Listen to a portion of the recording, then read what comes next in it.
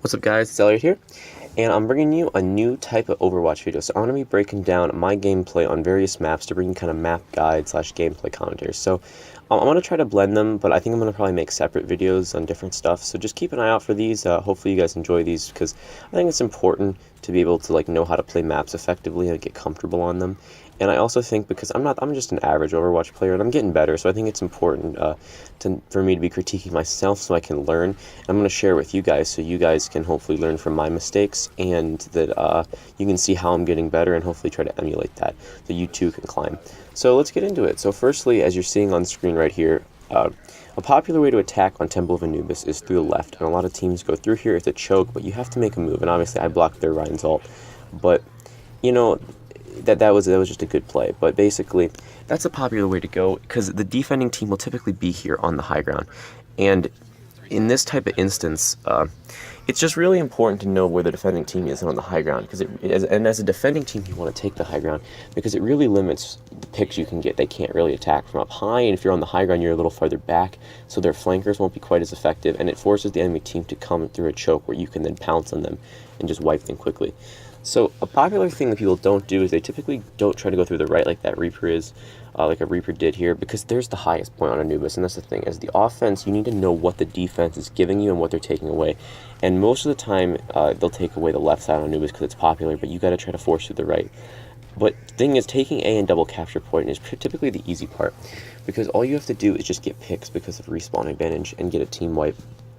And that's the biggest thing, is double capture point's a bad mode because it goes from really easy on point A to like extremely difficult on point B, so that's why there's a lot of draws, which are really just frustrating for everyone involved.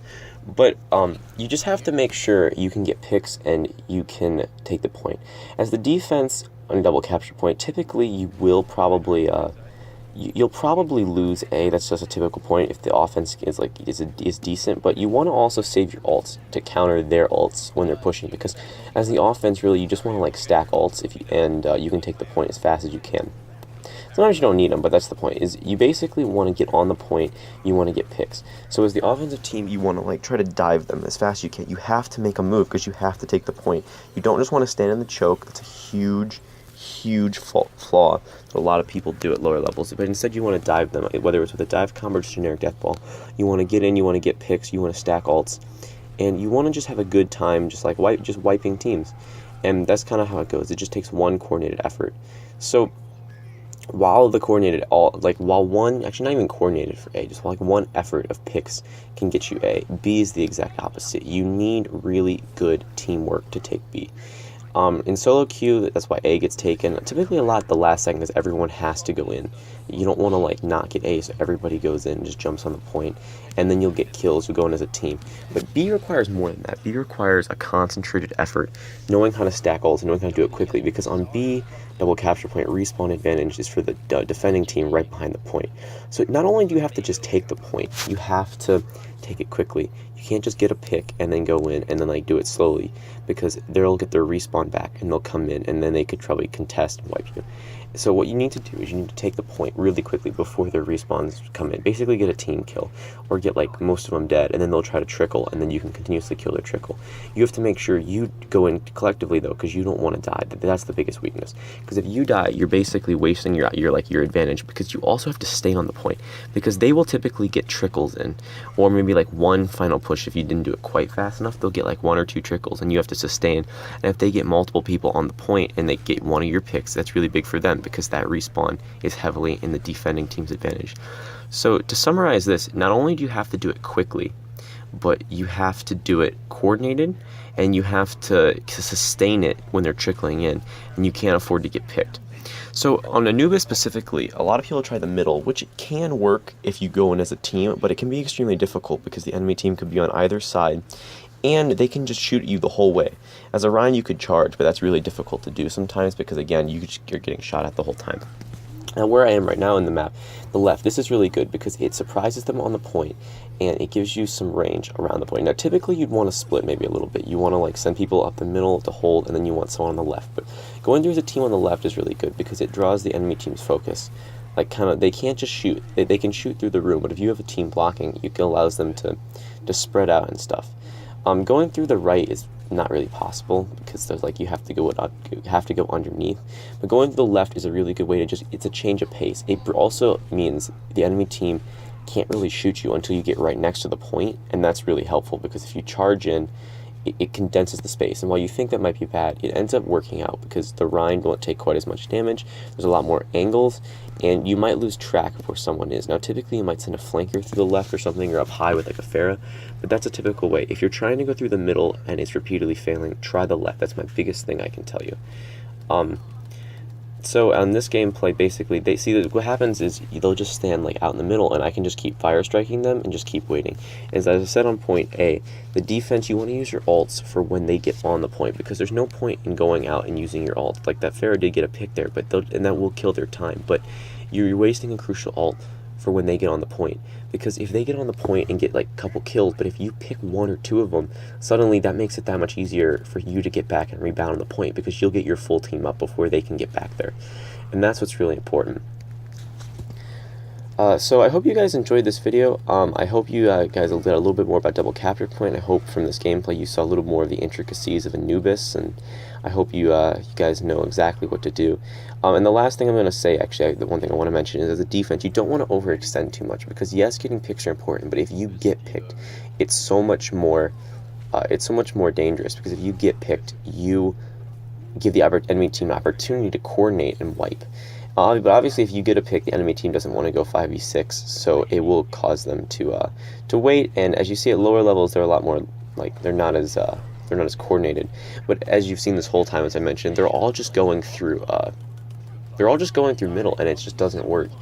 And that's the biggest thing, is as now you see they just like come in, they trickle in, but we use ult and we just simply counter their like ulting ability, and we just end the fight really quickly because they can't get kills. So double capture point might be kind of a bad mode because it requires like two completely different things, and it requires a full team. You just have to go in coordinated, and even then it might not work. Alright, so the last thing I want to talk about in this thing is what heroes are good on Anubis and why they're really good. So first off, for defending, Symmetra is really good because in point A, you have the little rooms on either side you can put sentry turrets on. It's really effective to have the sentry turrets up, and it really limits where the enemy team can go, because like I said, if they're trying to pick a side at the beginning, you can take one of them away from them and force them through a side with like a Symmetra. Junkrat does a similar job because he can take away the same side as Symmetra and force them through a side, and if you know where they're having to go, you can just defend that a lot easier. That's another thing. So Symmetra and Junkrat are popular picks on Anubis. Soldier's basically always a good pick. Rhein's a really good pick, just because, you know, he's always a good pick on defense. It's really hard to defend without a Rhein. But that's kind of a popular way to do it. On offense, I would say Pharah is a great pick because she can fly above on Anubis. There's a lot of cover, a lot of weird angles, which just makes Junkrat good, but also makes Pharah really good because she can put a lot of pressure on. We defended with a Pharah, we attack with a Pharah in this game, and it's really helpful to have one. For the most part, most heroes are obviously viable on Anubis as double capture point, but you also want to start looking for heroes that combo ults really well. Like Zarya Pharah can get an instant like 3-4 person wipe, and that's how you can take B really effectively. Genji is another hero that works really well to break point A. Any flanker that can get behind can break point A. They're not quite as good on point B because you can't get behind, and if you get like picked, then you're just like wasting for your team. I don't know if you saw their Tracer getting picked a couple times when we were defending, but yeah, I already said I have a friend who plays a lot of Genji. It's really good for breaking A, and he also plays him to defend B because he can consistently get picks and he can consistently be a nuisance contesting the point.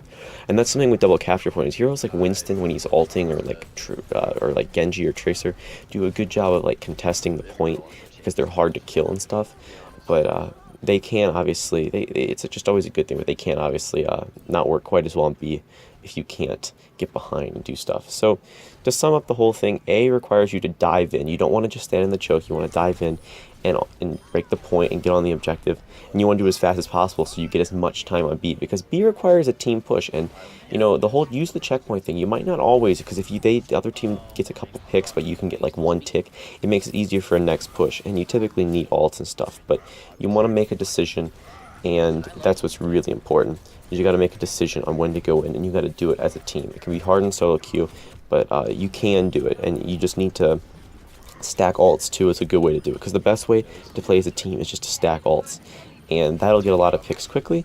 And if you get them quickly, you can take B really effectively, and you can just have a really good time, because when they're trickling in, it's a lot of fun to wipe them and stuff. So I hope you guys learned about Anubis, hope you can win more, and I'll be bringing you probably some more in-depth guides, but a lot of just other map guides. I think the ones on King of the Hill are going to be a lot more interesting, because they're just going to be a little bit more in-depth. There's a lot more to talk about. But I will be bringing probably some more double capture point guides at the beginning, because it is the hardest game mode. So I hope you guys enjoy it. I hope you can win more on Anubis, and I will see you in the next video.